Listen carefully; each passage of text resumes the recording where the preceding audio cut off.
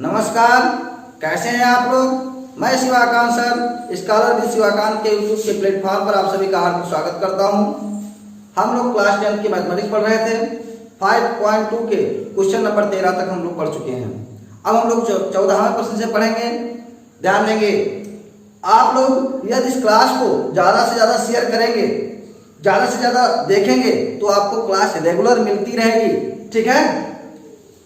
अब बेटा मेहनत करना शुरू कर दीजिए, घर पे बैठिए मत, नहीं तो फिर आपके लिए बहुत बड़ी समस्या होने वाली है। सरकार ये मान रही है कि बच्चे घर पर ऑनलाइन पढ़ाई कर रहे हैं और यदि आप लापरवाही करेंगे तो फिर आप झेल जाएंगे। इस वजह से आप लोग ऑनलाइन पढ़ना प्रारंभ कर दीजिए और यदि इधर पढ़ाई किए रहेंगे, कंटिन्यूटी बहुत जरूरी है। ठीक है। और यदि पढ़ाई की कंटिन्यूटी बनी रहेगी तो फिर आपको आगे कोई समस्या नहीं आएगी। कहावत है, प्रैक्टिस मेक्स मैन परफेक्ट। अभ्यास ही मनुष्य को पूर्ण बनाती है, कोई मनुष्य परफेक्ट नहीं होता है। ठीक है। तो यदि आपके अंदर परफेक्ट लाना चाहते हैं तो आपको क्या करना पड़ेगा, प्रैक्टिस करनी पड़ेगी। ठीक है। आप लोग हर विषय की पढ़ाई कीजिए, खुद से भी शॉर्ट नोट बनाने की कोशिश कीजिए जिससे आप लोग उस टॉपिक का रिवीजन कर सकें आसानी से। ठीक है। तो आज हम लोग पढ़ेंगे 5.2 एक्सरसाइज के 14वें प्रश्न से। तो बेटा 14वां सवाल कह रहा है 10 और 250 के बीच में 4 के कितने गुणज हैं। 10 और 250 के बीच में 4 के कितने गुणज हैं। तो हम क्या करेंगे, 10 और 250 के बीच में 4 के गुणज। तो बेटा 10 तो 4 का गुणज है नहीं, 11 4 का गुणज है नहीं, कहां से स्टार्ट होगा, 12 से। तो 4 3 12, 12 हो जाएगा, 16 हो जाएगा, 20 हो जाएगा, 24 हो जाएगा और लास्ट 250 को 4 से विभाजित हो रहा है, नहीं हो रहा है। तो 250 के पहले यानी कि 248 जो होगा वो 4 का क्या होगा, गुणज होगा। तो अब बेटा 12 से लेकर के 248 तक और इनके बीच का जो डिफरेंस है वो कितने का है, 4 का है। अब आपको बताना है कि कुल कितने पद इसमें हैं। ठीक है। तो पहला पद तो आपका 12 हो गया, 4 अंदर हो जाएगा 4, अंतिम पद हो जाएगा 248। आपको पदों की संख्या निकालनी है। कह रहा है कितने गुणज हैं, माने कितने पद हैं, मतलब कितनी ऐसी संख्या है जो 4 से विभाजित हो रही है 10 और 250 के बीच में। तो भाई फार्मूला होता है, आप लोग जानते हैं, L बराबर A plus N minus 1 into D. L की वैल्यू 248, A की वैल्यू 12 और N का मान नहीं पता है और D की वैल्यू 4। तो हो जाएगा 248, ये हो गया 12 और 4 से मल्टीप्लाई कर देंगे तो 4N माइनस 4। अब 12 में से 4 जाएगा, 8 बचेगा और प्लस 4N। 248 उधर प्लस 8 है, इधर आएगा माइनस 8 हो जाएगा बराबर 4N। तो बचेगा 240 बराबर 4N। तो 4 उधर गुणा में है, इधर आएगा भाग में आ जाएगा 240 बटे 4, यानी n बराबर हो जाएगा 60। माने 10 और 250 के भी 60 ऐसे पद हैं जो 4 के गुणज हैं, अर्थात 4 से विभाजित हो रहे हैं। कंफर्म। तो आप लोग नोट कर लें वीडियो रोक करके। ठीक है। कोई समस्या होती है तो आप लोग हमारे व्हाट्सएप नंबर पर मैसेज कर सकते हैं। ठीक है। कह रहा है 15वां सवाल, n के किस मान के लिए दोनों समांतर श्रेणियों 63, 65, 67 ऐसे डाट डाट और 3, 10, 17 डाट डाट के 90 पद बराबर होंगे। ठीक है। माने n का मान आपको याद करना है, दो समांतर श्रेणियां दी हुई हैं। ठीक है। अब कह रहा है n के किस मान के लिए दोनों समांतर श्रेणियों के 90 पद बराबर होंगे। तो आपको करना क्या है, पहली समांतर श्रेणी का 90 पद निकाल लेना है और दूसरी समांतर श्रेणी का 90 पद निकाल लेना है और दोनों के 90 पदों को क्या कर देना है, बराबर कर देना है, क्योंकि क्वेश्चन कह रहा है। तो बोर्ड पर आप लोग प्रश्न देख लीजिए और उसको लगाने की कोशिश कीजिए। हम लगवा रहे हैं, आइए देखते हैं। तो बेटा एक श्रेणी 63, 65, 67 है और एक श्रेणी है 3, 10 और 17 ऐसे डाट डाट। अब कह रहा है n के किस मान के लिए दोनों के 90 पद बराबर होंगे। तो अब आप क्या करें, पहले इसका 90 पद निकाल लें। यहाँ पहला पद क्या है, 63 है, अंदर कितने का है, 2 का है। तो यानी कि n बराबर होता है A plus N minus 1 into D. तो an बराबर हो जाएगा, a की वैल्यू 63 n का मान नहीं पता है और d की वैल्यू 2, तो आ जाएगा 63 और प्लस 2n और माइनस 2, तो 63 में से 2 जाएगा क्या हो जाएगा 61 और प्लस 2n। ये तो पहले श्रेणी का nवां पद आ गया, इक्वेशन नंबर फर्स्ट मान लीजिए। अब दूसरी श्रेणी आपकी जो 3, 10, 17 ऐसे सो ऑन, तो बेटा अब इसका nवां पद निकालेंगे। तो यहाँ पहला पद 3 है और 7 अंतर कितने का है 7 का है ना। 3 और 10 में अंतर 7 का तो है, 10 और 17 में 7 का अंतर है। अंतर निकालने के लिए क्या करेंगे, किसी पद में से उसके पूर्व वाला पद सब्ट्रैक्ट कर देंगे, घटा देंगे। तो अब इसका nवां पद निकालेंगे, तो n बराबर a की वैल्यू 3 और n माइनस 1 और d की वैल्यू 7, तो आ जाएगा 3 प्लस 7n और माइनस 7, तो 7n और 3 में से 7 जाएगा माइनस 4 हो जाएगा। अब चूंकि प्रश्न कह रहा है अकॉर्डिंग टू क्वेश्चन, प्रश्नानुसार, तो प्रश्न क्या कह रहा है कि दोनों के एनवां पद बराबर हैं, तो दोनों के एनवां पदों को हम क्या कर देंगे बराबर कर देंगे। तो 7n माइनस 4 बराबर हो जाएगा 61 प्लस 2n, तो एक तरफ कर देंगे 7n, उधर प्लस 2n इधर आएगा माइनस 2n और 61 इधर माइनस 4 है उधर जाएगा प्लस 4, तो 7n में से 2n जाएगा 5n और 61 4 हो जाएगा 65। तो n बराबर 5 गुणा में है, उधर जाएगा भाग में हो जाएगा और 65 को हम 5 से भाग कर देंगे, तो 13 बचे 65। n की वैल्यू कितनी आ गई 13 आ गई। कंफर्म? तो आप लोग इसको नोट कीजिएगा, इसका मतलब 13वें पद दोनों समांतर श्रेणियों के 13वें पद आपस में क्या है बराबर है। कंफर्म? 16वां प्रश्न है आपके सामने, वह एपी ज्ञात कीजिए। एपी मतलब अर्थमेटिक प्रोग्रेशन, यानी समांतर श्रेणी आपको ज्ञात करना है। इसका तीसरा पद क्या है 16 है और 7वां पद जो है वो 5वें पद से 12 अधिक है। तो ध्यान देंगे, ये इस कंडीशन के आधार पर हम लोग पहला पद और सार्वंतर ज्ञात कर लेंगे, और जब हम लोग पहला पद और सार्वंतर ज्ञात कर लेंगे तो हमें एपी अर्थात समांतर श्रेणी पता हो जाएगी। ठीक है, तो आपको क्या करना है, ये जो कंडीशन दे रखे हैं, तीसरा पद 16 है, 7वां पद 5वें पद से 12 अधिक है, ये दो कंडीशन दिया हुआ है।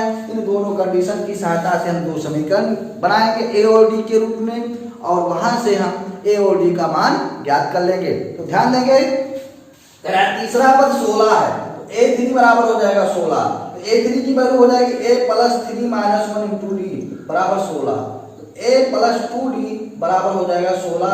ये हो जाएगा इक्वेशन नंबर फर्स्ट।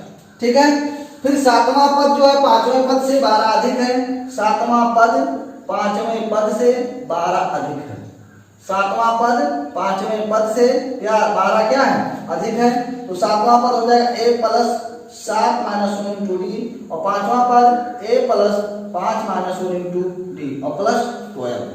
a से क्या हो जाएगा कैंसिल हो जाएगा, 7 में से क्या आएगा 6d और ये हो जाएगा 4d और प्लस 12।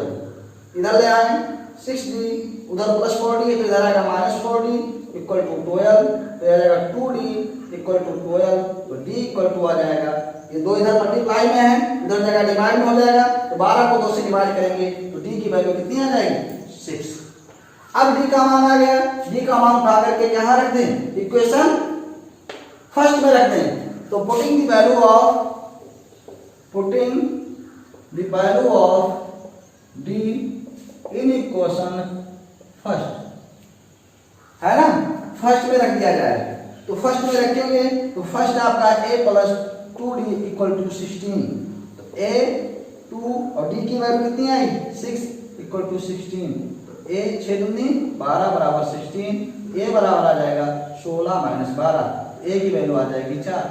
ठीक है, तो a और d की वैल्यू पता हो गया, तो हैंस AP अतः समांतर श्रेणी, हैंस AP अतः समांतर श्रेणी। तो पहला पद आपका 4 है, फिर 4 में 7 अंतर जोड़ दें, अगला पद आ जाएगा 4 और 6 10, 10 6 16, 16 6 22, ऐसे शुआन बढ़ता जाएगा। ठीक है, समझ रहे हैं? तो बेटा तीसरा पद 16 दिया हुआ था, तो a3 बराबर 16 हो गया, तो ये हो जाएगा a plus 3 minus 1 into D बराबर 16, तो a प्लस 2d, 3 में से 1 जाएगा 2, 2d बराबर 16 हो जाएगा। फिर दूसरी कंडीशन दी थी कि 7वां पद 5वें पद से क्या है 12 अधिक है, a7 equal to a5 plus 12, a7 की value a plus 7 minus 1 into d और a5 की value a plus 5 minus 1 into D plus 12, और बीच में इक्वल लगा था, इक्वल हमने लगा दिया। यहाँ प्लस ये है, ये भी प्लस ये है, अगर इधर लाएंगे तो माइनस ही हो जाएगा, ये कैंसिल हो जाएगा, ए से कैंसिल हो गया, 7 में से एक जाएगा 6d और 5 में से एक जाएगा 4d प्लस 12। अब इधर प्लस 4d, इधर आएगा माइनस 4d, 6d में से 4d जाएगा 2d बराबर 12। 2 इधर क्या है मल्टीप्लाई में, उधर जाएगा डिवाइड में हो जाएगा, 12 को 2 से भाग करेंगे 6। तो ए और डी की वैल्यू, हाँ डी की वैल्यू पता हो गई।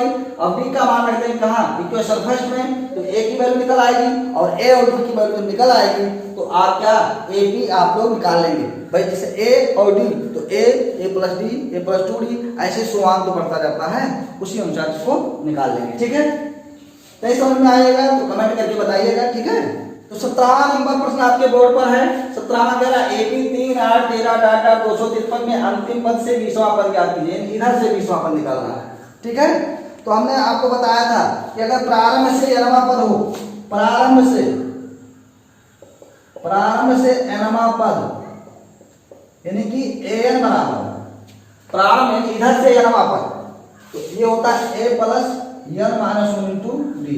अब बेटा अंत से nवां पद n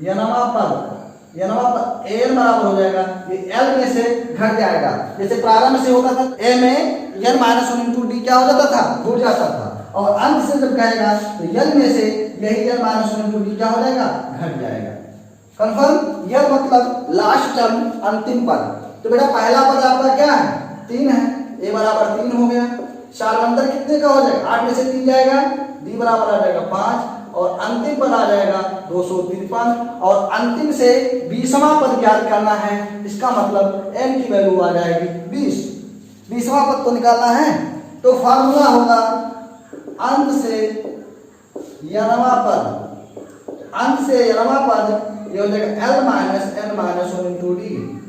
अंत से n के स्थान पर क्या है 20 है, अंत से 20वां पद, तो l की वैल्यू कितनी है 253 माइनस 20 माइनस 1 और d की वैल्यू 5, तो आ जाएगा ये 253 हो गया, माइनस 20 में से जाएगा 19 और गुणे 5, 19 पचे 95, 253 में से 95 जाएगा 158। तो यानी अंतिम से जो 20वां पद है, यानी इधर से जो 20वां पद है वो 158 है।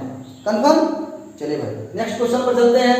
ध्यान रखें 18वां सवाल आपके बोर्ड पर प्रदर्शित है, प्रश्न को पढ़िए।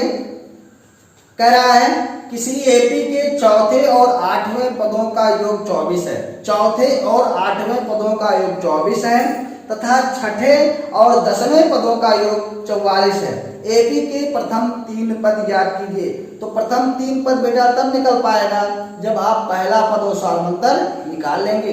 ठीक है, तो एपी के चौथे और 8वें पदों का योग 24 है, तो चौथा A4 प्लस 8वां A1 बराबर कितना है 24 है।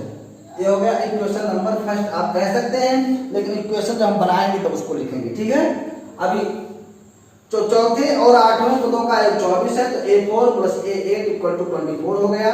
छठे और 10वें पदों का योग, छठा पद और 10वां पद का योग कितना है 44 है।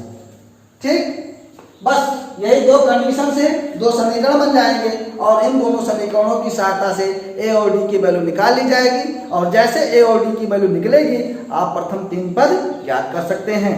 ठीक है, तो बेटा A4 अगर निकालना है तो भाई हम लोग जानते हैं an बराबर a plus n minus 1 into d होता है, तो A4 की वैल्यू हो जाएगी a plus 4 minus 1 into d और A8 की वैल्यू हो जाएगी a plus 8 minus 1 into d equal to 24।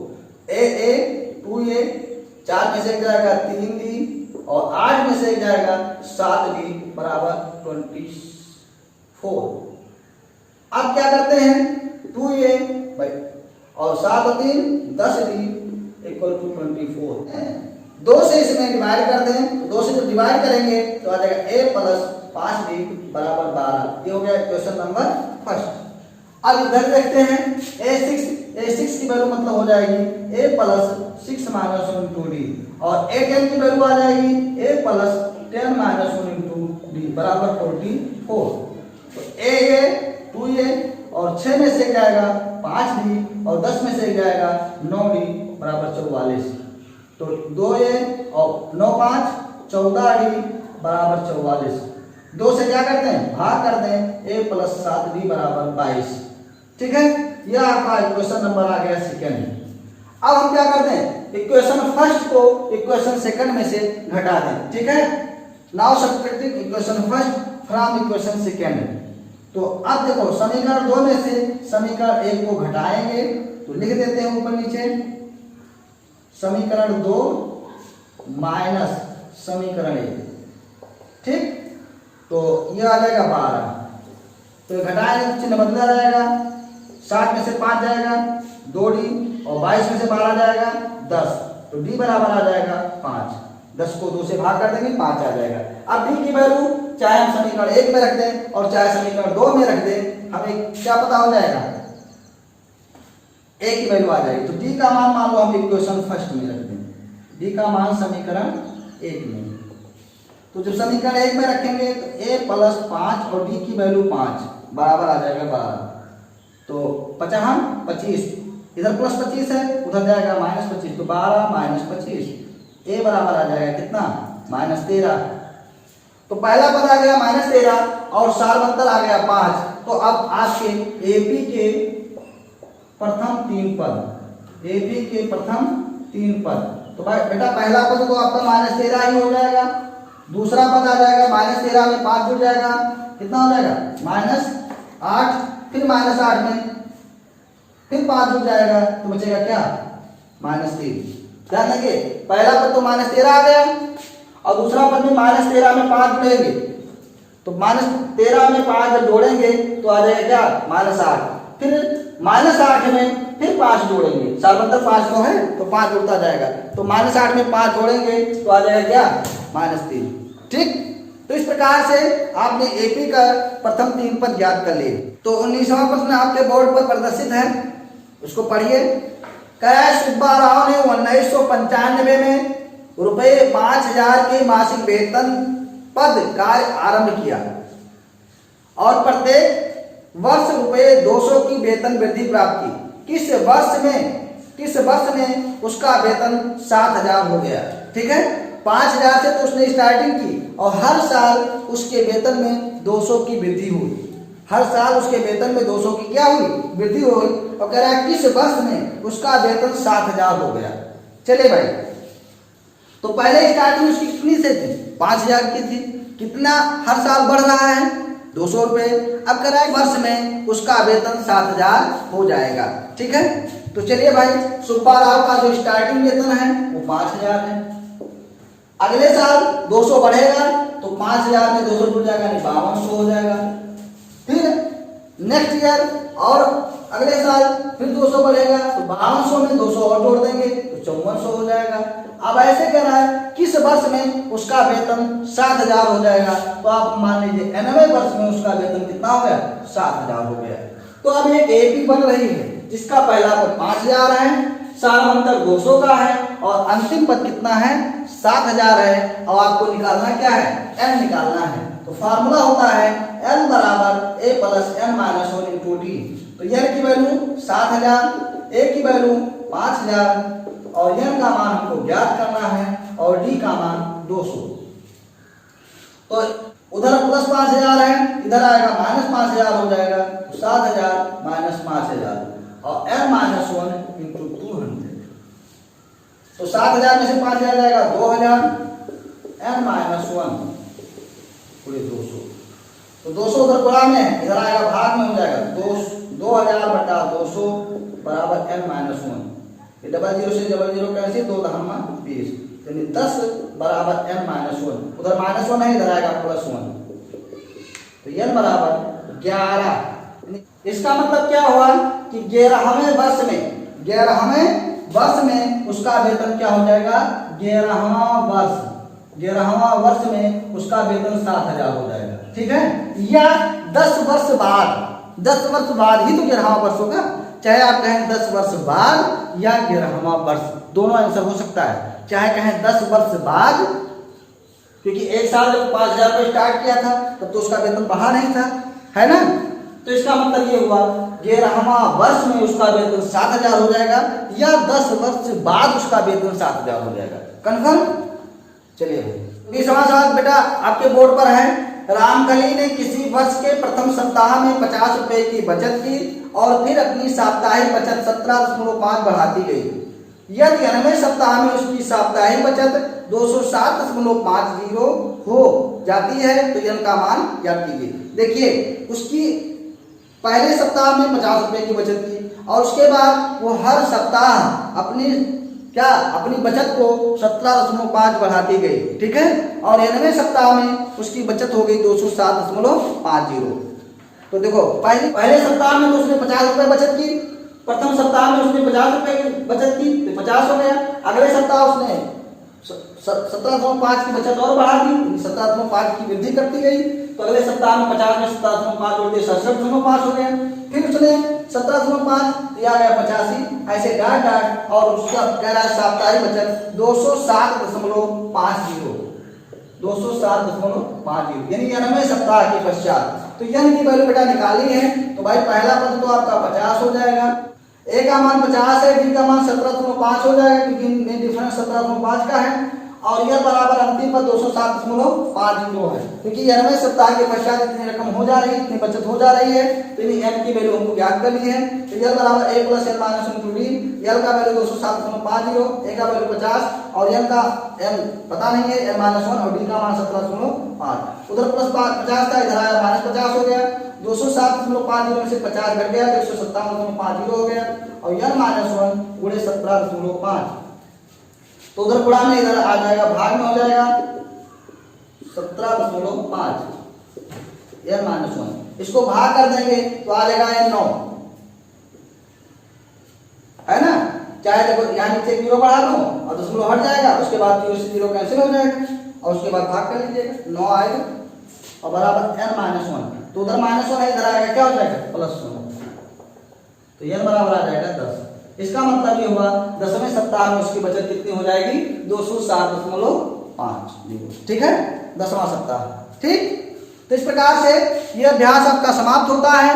अब हम अगला अभ्यास यानी जो समांतर श्रेणी में n पदों का योग वाला, तो पहले हम उसके कॉन्सेप्ट को देखेंगे और कॉन्सेप्ट के बाद उस अभ्यास को पढ़ेंगे।